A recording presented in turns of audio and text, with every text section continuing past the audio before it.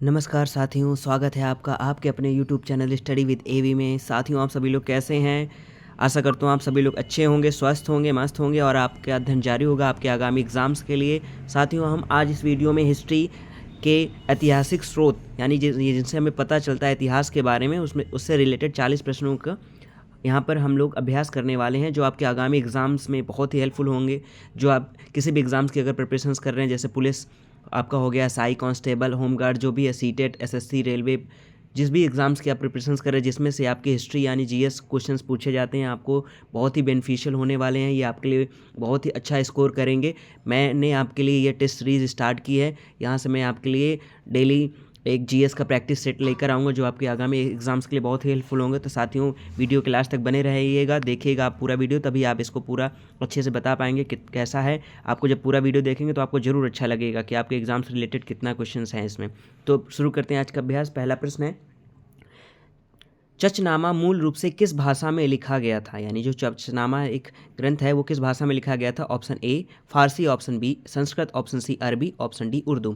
तो चचनामा मूल रूप से किस भाषा में लिखा गया था? तो मूल रूप से भाषा में लिखा गया था साथियों, ये अरबी भाषा में लिखा गया था और बाद में इसका जो अनुवाद हुआ था वो फारसी भाषा में हुआ था। वो अनुवाद किया था मोहम्मद अली बिन अब्रू बर्क उल कुर्फ़ी ने किया था। तो उसको फ़ारसी भाषा में अनुवाद किया था। जो मूल रूप से लिखी गई थी इसको अरबी भाषा में लिखा गया था। अगले प्रश्न पर बढ़ते हैं। प्रश्न नंबर 2, अल बरूनी किसके दरबार में था? ठीक है, option A Akbar, option B Mahmud Ghaznavi, option C Balban, option D Babur. तो अल बरूनी किसके दरबार में था साथियों? तो अल बरूनी था महमूद गजनवी के दरबार में। तो ऑप्शन बी आपका क्या हो जाएगा? सही जवाब हो जाएगा। बढ़ते हैं अगले प्रश्न पर। प्रश्न नंबर 3, श्रुति ग्रंथों में कौन सा शामिल नहीं है? Option A Samhita, option B Upanishad, option C Brahman, option D पुराण। तो श्रुति ग्रंथों में कौन सा शामिल नहीं है? तो इसका सही जवाब होगा साथियों श्रुति ग्रंथ, यानी कि जो श्रुतों यानी कि लेख सुनने के बाद लिखी गई हैं। तो यानी कि यहाँ पे जो पुराण है वो नहीं शामिल है। संहिता, उपनिषद और ब्राह्मण शामिल है लेकिन पुराण शामिल नहीं है। तो ऑप्शन डी आपका इस प्रश्न का सही जवाब हो जाएगा।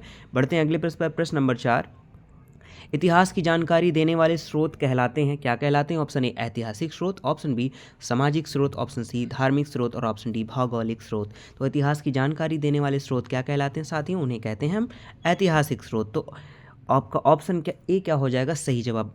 अगले प्रश्न पर आते हैं। प्रश्न नंबर 5, सिकंदर के साथ भारत आने वाला इतिहासकार कौन था? Option A Megasthenes, option B Nearchus, option C Fahien, option D Xuanzang. तो सिकंदर के साथ भारत आने वाला इतिहासकार कौन था साथियों? तो वो कौन आया था? नियारकस आया था। तो आपका ऑप्शन बी क्या हो जाएगा? सही जवाब। तो साथियों, आपको वीडियो कैसा लग रहा है जरूर कमेंट बॉक्स में बताइएगा और लास्ट में वीडियो क्लास में अपना स्कोर भी बताइएगा कि 40 प्रश्न में आपके कितने प्रश्न सही हुए। आप 40 प्रश्न पूरा देखेंगे तो आपको खुद ही लगेगा कि आपके एग्जाम्स के स्तर से कितना आपके लिए उपयोगी होने वाला है ये वीडियो। तो साथियों, अभी तक चैनल को सब्सक्राइब नहीं किया तो सब्सक्राइब करके बेल आइकन को प्रेस जरूर कर लें। यहाँ से आपको अच्छे अच्छे वीडियो के नोटिफिकेशन से मिलने वाले हैं। ये आपके लिए नई सीरीज स्टार्ट कर रहा हूँ साथियों मैं जीएस की, जो आपको 100% यहाँ पे किसी भी एग्जाम्स के आप प्रिपरेशन कर रहे हैं देखिएगा आप खुद ही। आपको वीडियो क्लास में जब देखेंगे तो आपको खुद ही पता चल जाएगा कितने अच्छे स्तर के प्रश्न हैं आपके लिए। तो बढ़ते हैं अगले प्रश्न पर। प्रश्न नंबर 6, प्राचीन काल में बर्मा को क्या कहा जाता था? Option A Swarna Bhumi, option B Aryavarta, option C चीन, ऑप्शन डी मिस्र। तो प्राचीन काल में बर्मा को क्या कहा जाता था? तो बर्मा को कहते थे, यानी कि जो बर्मा है कंट्री उसको कहते थे स्वर्ण भूमि कहते थे। तो आपका ऑप्शन ए क्या हो जाएगा? सही जवाब हो जाएगा। अगले प्रश्न पर आते हैं। प्रश्न नंबर 7, भारत में सिक्कों का प्रयोग कब शुरू हुआ? ऑप्शन ए 600 ईसा पूर्व, ऑप्शन बी 300 ईसा पूर्व, ऑप्शन सी 100 ईस्वी में और ऑप्शन डी 500 ईस्वी में। तो भारत में सिक्कों का प्रयोग कब शुरू हुआ? तो सिक्कों का प्रयोग हुआ साथियों 600 ईसा पूर्व में सिक्कों का प्रचलन प्रारंभ हुआ। तो ऑप्शन ए आपका सही जवाब हो जाएगा। अगले प्रश्न पर आते हैं। प्रश्न नंबर 8, दाहिने से बाएं लिखी जाने वाली लिपि थी? Option A Brahmi, option B Kharosthi, option C Devanagari और ऑप्शन डी शारदा। तो दाहिने से बाएं लिखी जाने वाली लिपि को यानी क्या, यानी कौन सी लिपि थी जो दाहिने से बाएं ओर लिखी जाती थी? हम लोग क्या करते हैं, बाएं से दाएं लिखते हैं, लेकिन जो खरोष्ठी लिपि थी वो कैसे लिखी जाती थी? वो दाहिने से बाएं ओर की ओर लिखी जाती। तो आपका ऑप्शन बी क्या हो जाएगा? सही जवाब हो जाएगा। बढ़ते हैं अगले प्रश्न पर। प्रश्न नंबर 9, जातक किस धर्म से संबंधित है? Option A Hindu, option B Jain, option C Bauddha और ऑप्शन डी इस्लाम।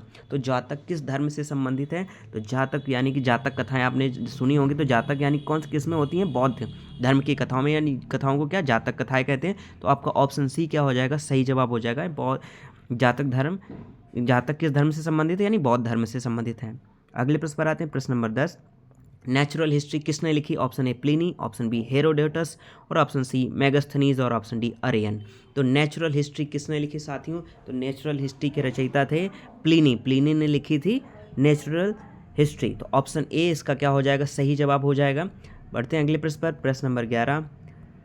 साथियों मैं आपको बहुत ही कम समय में आपको 40 प्रश्नों का अभ्यास कराऊंगा, जिससे आपका समय भी वेस्ट नहीं होगा और आपके ये 40 प्रश्न आपके लिए बहुत ही बेनिफिशियल होंगे। प्रश्न नंबर 11, भारत की प्राचीन मुद्रा क्या थी? ऑप्शन ए आहत सिक्के, ऑप्शन बी कागजी मुद्रा, ऑप्शन सी दिनार और ऑप्शन डी रुपया।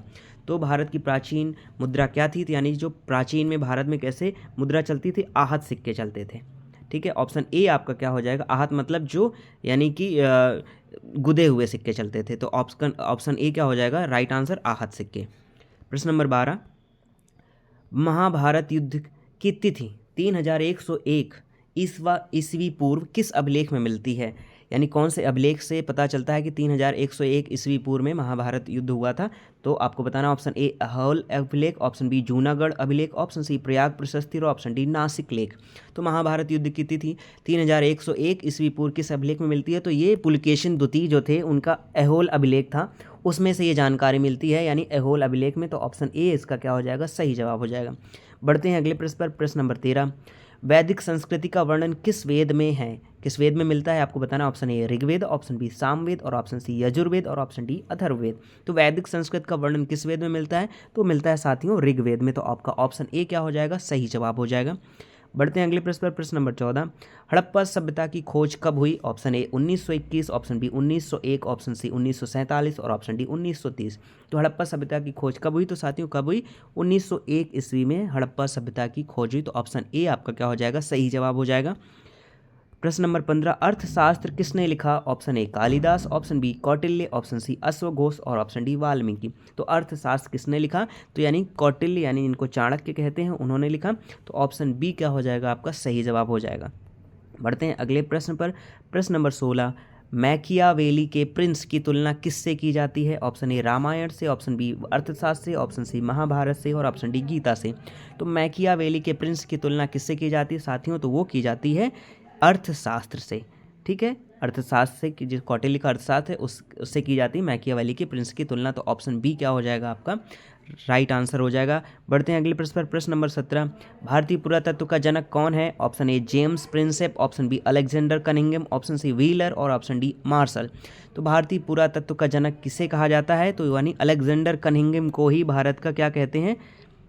भारतीय पुरातत्व का जनक कहते हैं। तो ऑप्शन बी आपका क्या हो जाएगा? राइट आंसर हो जाएगा। अगले प्रश्न पर आते, प्रश्न नंबर 18, इंडिया शब्द का प्रयोग सबसे पहले किसने किया था? Option A Herodotus, option B Megasthenes, option C Arrian, option D Pliny. तो इंडिया शब्द का प्रयोग सबसे पहले किया था हेरोडोटस ने किया था। किसने किया था?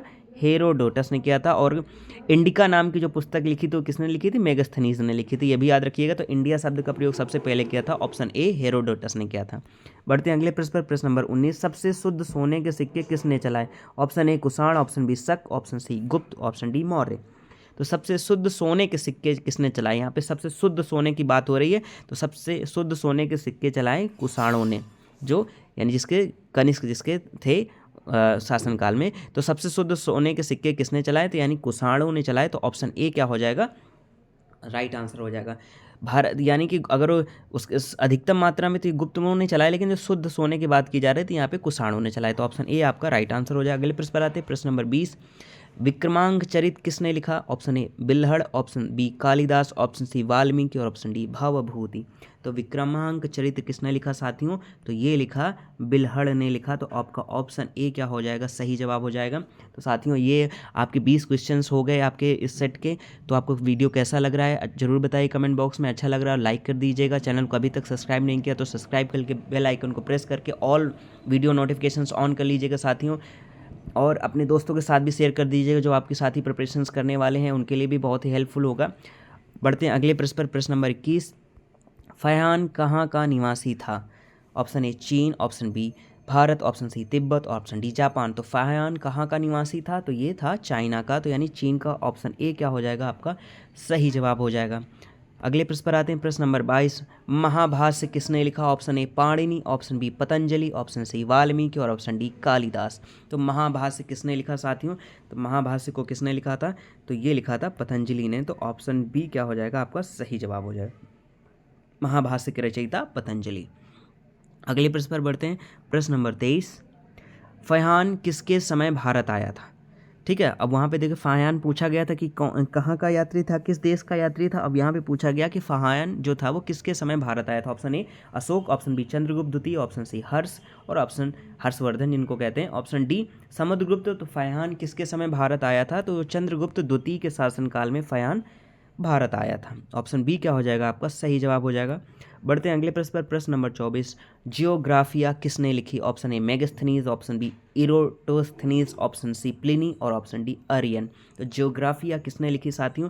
तो जियोग्राफिया के रचयिता थे इरोटोस्थनीज, यानी ऑप्शन बी आपका क्या हो जाएगा सही जवाब हो जाएगा।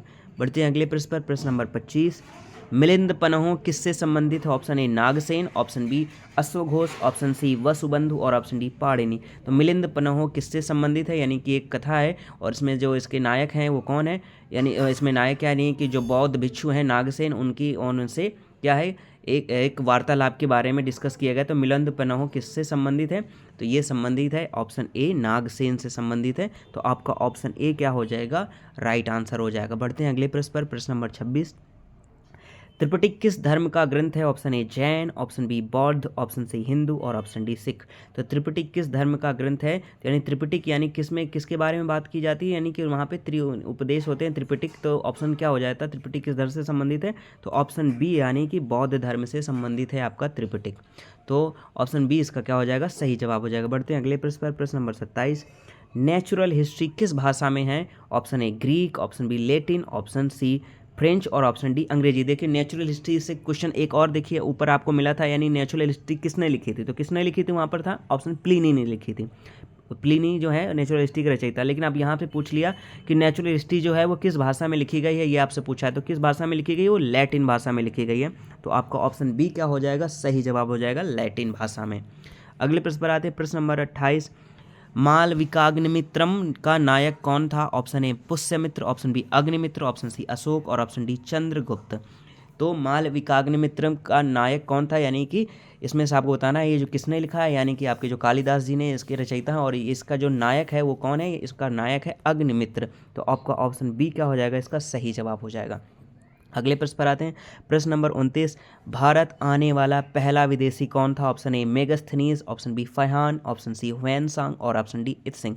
तो ये जो भारत आने वाला पहला विदेशी कौन था, यानी इसमें से सभी ये चीनी यात्री लिखे हैं। तो यानी कि यहाँ पे कौन, यहाँ भारत आने वाला पहला विदेशी कौन है? यहाँ पे मेगास्थनीज जो था वो सबसे पहले भारत आया था, और वो भी किसके शासनकाल में आया था? चंद्रगुप्त मौर्य के शासनकाल में आया था। तो आपका ऑप्शन ए क्या हो जाएगा सही जवाब हो जाएगा। बढ़ते हैं अगले प्रश्न पर, प्रश्न नंबर 30, रबातक अभिलेख किससे जुड़ा है? ऑप्शन ए अशोक से, ऑप्शन बी कनिष्क से, ऑप्शन सी समुद्रगुप्त से और ऑप्शन डी हर्ष से। तो रबातक अभिलेख किससे जुड़ा है साथियों? तो रबातक अभिलेख जुड़ा है कनिष्क से, यानी कनिष्क के बारे में रबातक अभिलेख में वर्णन है। तो ऑप्शन बी इसका क्या हो जाएगा सही जवाब हो जाएगा। अगले प्रश्न पर आते हैं, प्रश्न नंबर 31, पृथ्वीराज रासो किसने लिखा? Option A Chand Bardai, option B Kalidas, option C Banabhatta और ऑप्शन डी तुलसीदास। तो पृथ्वीराज रासो किसने लिखा? तो वो लिखा था आपके चंद्रबरदाई जी ने लिखा था। ऑप्शन ए क्या हो जाएगा सही जवाब हो जाएगा। प्रश्न नंबर 32, सबसे अधिक स्वर्ण मुद्राएं किसने चलाई? Option A Gupta, option B Kushan, option C Maurya, option D Shunga. तो सबसे अधिक स्वर्ण मुद्राएं किसने चलाई? तो इसका सही जवाब हो जाएगा आपका ऑप्शन बी कुषाणों ने सबसे अधिक स्वर्ण मुद्राएं चलाई। तो ऑप्शन बी आपका राइट आंसर हो जाएगा। अगले प्रश्न पर आते हैं, प्रश्न नंबर 33, अष्टाध्यायी किसने लिखी? Option A Panini, option B Valmiki, option C Veda Vyasa और ऑप्शन डी पतंजलि। तो अष्टाध्यायी किसने लिखी? तो आपको इसका सही जवाब बताना है कि किसने लिखी अष्टाध्यायी। तो अष्टाध्यायी के रचयिता पाणिनि थे। तो ऑप्शन ए क्या हो जाएगा इसका सही जवाब हो जाएगा पाणिनि अष्टाध्यायी के रचयिता थे। Option A is the right answer. अगले प्रश्न पर आते, प्रश्न नंबर 34, राजतरंगिणी किसकी रचना है? Option A Kalhana, option B Banabhatta और ऑप्शन सी अश्वघोष और ऑप्शन डी भवभूति। तो राजतरंगिणी किसकी रचना है साथियों? राजतरंगिणी किसने लिखी है? तो राजतरंगिणी आपने के लिखी है कल्हड़ ने लिखी है राजतरंगिणी। तो ऑप्शन ए क्या हो जाएगा सही जवाब। अगले प्रश्न पर आते हैं, प्रश्न नंबर 35, भीम बेटिका प्रसिद्ध है, यानी जो भीम बेटिका की गुफाएं हैं जो महाराष्ट्र में हैं वो किसके लिए प्रसिद्ध हैं? ऑप्शन ए शैल चित्रों के लिए, ऑप्शन बी मूर्तियों के लिए, ऑप्शन सी खनिज के लिए और ऑप्शन डी नदियों के लिए। तो भीम बेटिका की जो गुफाएं हैं वो प्रसिद्ध हैं किसके लिए? तो वहाँ पर शैल चित्रों के लिए, यानी कि जो चट्टानों पर जो शैल चित्र बने हुए हैं उसके लिए प्रसिद्ध है। तो ऑप्शन ए आपका क्या हो जाएगा? सही जवाब हो जाएगा। अगले प्रश्न पर आते हैं, प्रश्न नंबर 36, अंकोर वाट कहाँ है? Option A Cambodia, option B Bharat और ऑप्शन सी चीन और ऑप्शन डी जापान। यानी दुनिया का सबसे बड़ा मंदिर अंकोर वाट जो है, जो पहले भगवान विष्णु का मंदिर था और या उसमें फिर बौद्ध धर्म का हो गया, तो कहाँ पर अंकोर वाट का मंदिर यानी कंबोडिया में है। तो आपका ऑप्शन ए क्या हो जाएगा? सही जवाब हो जाएगा, कंबोडिया में है अंकोर वाट। अगले प्रश्न पर आते हैं, प्रश्न नंबर 37, सातवाहनों की मुद्रा मुख्यतः किस धातु की थी? ऑप्शन ए सीसा, ऑप्शन बी तांबा, ऑप्शन सी सोना और ऑप्शन डी चांदी। तो सातवाहनों की मुद्रा मुख्यतः किस धातु की थी? तो उन्होंने किसकी मुद्रा चलवाई थी? तो सीसे की मुद्रा चलाई थी। तो ऑप्शन ए इसका क्या हो जाएगा? सही जवाब हो जाएगा।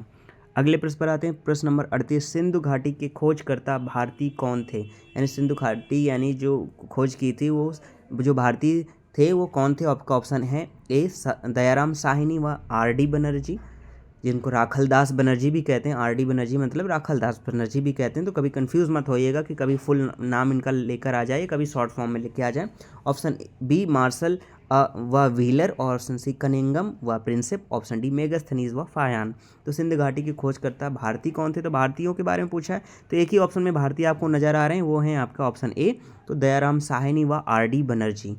अगले प्रश्न पर आते हैं, प्रश्न नंबर 39, जो इस ग्रंथ में है वही संसार में है, इस ग्रंथ से संबंधित है। यानी ये कहा गया है कि जो इस ग्रंथ में वही संसार में, और जो इस ग्रंथ में नहीं है वो इस संसार में भी नहीं है। तो ये किस ग्रंथ से संबंधित? Option A Rigveda, option B Mahabharat, option C Yajurveda और ऑप्शन डी सामवेद। तो ये कहा गया है किसमें? महाभारत में कहा गया है कि जो इस ग्रंथ में है वही इस संसार में है और जो इस ग्रंथ में नहीं है वो इस संसार में अलभ्य है, ये कहा गया है। तो इस किस ग्रंथ से संबंधित? तो ये आपका ऑप्शन बी महाभारत से। तो साथियों ये 39 प्रश्न हो गए, एक प्रश्न और आपका बचा। तो वीडियो आपको कैसा लगा जरूर बताइएगा, चलते चलते कमेंट बॉक्स में जरूर बता के जाइएगा, और आपको अच्छा लगे लाइक भी कर दीजिएगा। चैनल को अभी तक सब्सक्राइब नहीं किया तो सब्सक्राइब कर लीजिएगा। देखा होगा आपने कितने अच्छे आपके एग्जाम के स्तर से प्रश्न हैं। ऐसे ही मैं वीडियो और आपके लिए बनाता रहूँगा, जो आपके हिस्ट्री से ज्योग्राफी और सिविक्स इकोनॉमिक्स जो भी हैं सभी पैटर्न से मैं आपके लिए बनाऊँगा, जो आपके एग्जाम्स के लिए हेल्पफुल होंगे। आप SSC, railway, police constable, SI, home guards, जिस भी सीटेट वगैरह किस भी एग्जाम्स की प्रिपरेशन अगर कर रहे हैं तो आपके लिए 100% हेल्पफुल होंगे ये वीडियो, और अच्छा आप स्कोर करेंगे, ये मेरी गारंटी है। अगर आप इसको डेली प्रतिदिन आप देखेंगे, यहाँ से प्रैक्टिस करेंगे, आप अपनी किताबों के साथ अध्ययन करते रहिए, और मैं डेली आपके लिए प्रैक्टिस सेट लाता रहूँगा। आप यहाँ से देखते रहिए और अपना प्रैक्टिस जारी रखिए, और अपने दोस्तों के साथ भी इसको शेयर कर दिए जिससे उन्हें भी इसका बेनिफिट मिले। बढ़ते हैं साथियों आज के अंतिम प्रश्न पर, अपना स्कोर जरूर बताइएगा साथियों लास्ट में। हर्षचरित किसने लिखा? Option A Kalidas, option B Banabhatta और ऑप्शन सी वाल्मीकि और ऑप्शन डी वेदव्यास। तो हर्षचरित किसने लिखा? तो हर्षचरित लिखा है साथियों बाणभट्ट ने लिखा है। तो ऑप्शन बी क्या हो जाएगा? आपका सही जवाब हो जाएगा, हर्षचरित लिखा है बाणभट्ट ने। तो ये आपके बहुत ही 40 मोस्ट इंपॉर्टेंट क्वेश्चंस रहे जो आपके ऐतिहासिक स्रोत से हैं, उनसे वर्णन है। अगले वीडियो में मैं आपके लिए अगला नेक्स्ट टॉपिक लेकर आऊँगा। तो देखिए मैंने आपके लिए कितने कम समय में मैंने आपके लिए यानी 20 मिनट से भी कम समय में मैंने आपके लिए 40 प्रश्नों का एक सेट कंप्लीट कर दिया, जिससे आपको समय भी कम लगा और आपकी अच्छी प्रैक्टिस हो गई। तो साथियों वीडियो के लास्ट तक बने रहने के लिए आप सभी लोगों को थैंक यू सो मच।